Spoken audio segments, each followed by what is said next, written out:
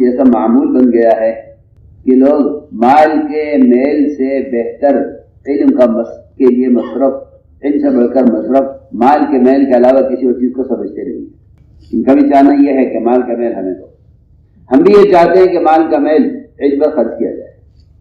صاف طرح یہ سب سے پہلے غلط ہے کہ مال کا میل علم پر لگایا جائے۔ مالدار بھی چاہتے ہیں اور ہم بھی یہ چاہتے ہیں کہ مال کا میل ہمیں دے۔ پہلی شرط یہ ہے کہ آپ علم کے حاصل کرنے میں اپنے اخراجات کے خود مکلف ہوں، اور تعلیم دینے میں اپنے اخراجات کے آپ خود مکلف ہوں۔ کون سی حاجت، کون سی خواہش ایسی نہیں ہے جس کے لیے دنیا میں آدمی کوشش کرتا ہے، قرض لیتا ہے، کمائی کی کوششیں کرتا ہے۔ میں پوچھتا ہوں کہ جتنے ادارے ہیں کیا یہ شادیاں کراتے ہیں؟ کیا آپ کا گھر بناتے ہیں؟ کیا آپ کے کھانے کا انتظام کرتے ہیں؟ کیا آپ کے کپڑے بناتے ہیں؟ تمام بڑے بڑے اخراجات معلم متعلم اپنی ذات سے کرتے ہیں، لیکن صرف تعلیم وہ اپنے ذاتی خرچ پر نہیں ہے۔ یہ کیسے ہو سکتا ہے؟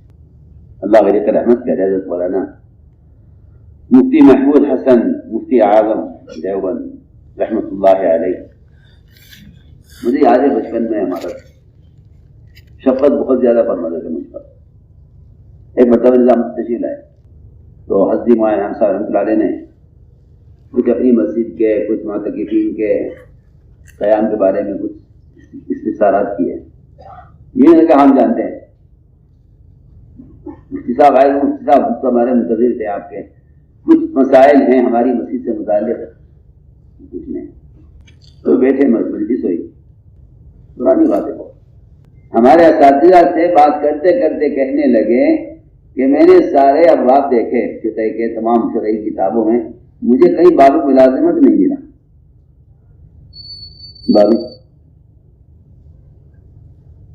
مجھے کئی باب ملازمت نہیں ملا، کئی باب ملازمت کا نہیں ملا کہ ملازمت کا کوئی باب ہو فقہ میں، کوئی باب ملازمت، کوئی باب تنخواہ، مجھے نہیں ملا۔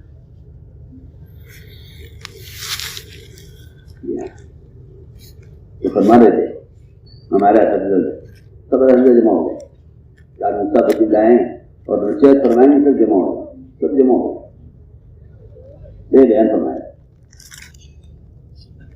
میں عرض کر رہا تھا کہ یہ ایک عادت بن گئی ہے کہ سب سے پہلے تعلیم اور تعلم وہ ذاتی خرچ سے ہٹ گیا ہے، ذاتی کمائی سے۔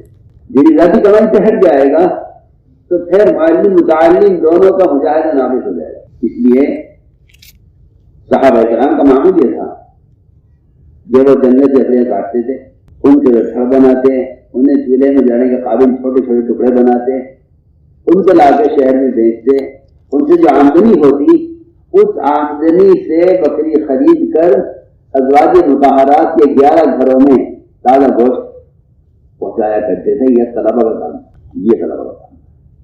ہمارا ایک معلم ہے، ہمیں اس کے 11 گھروں میں گوشت پہنچانا ہے تازہ روزانہ۔ آپ اس اندازہ کیجیے کہ طلبہ اپنے اخراجات کا بوجھ ہی ڈالتے تھے مدرس پر، بلکہ مدرس کی 11 بیویوں کا بوجھ خود اٹھاتے تھے کہ ہم نے اس کو فارغ کیا ہے پڑھنے کے لیے، تو ہم اس کو فارغ کریں اس کی اپنی گھریلو ضروریات سے، ہم ان کو فارغ کریں۔ یہ تھا مثال۔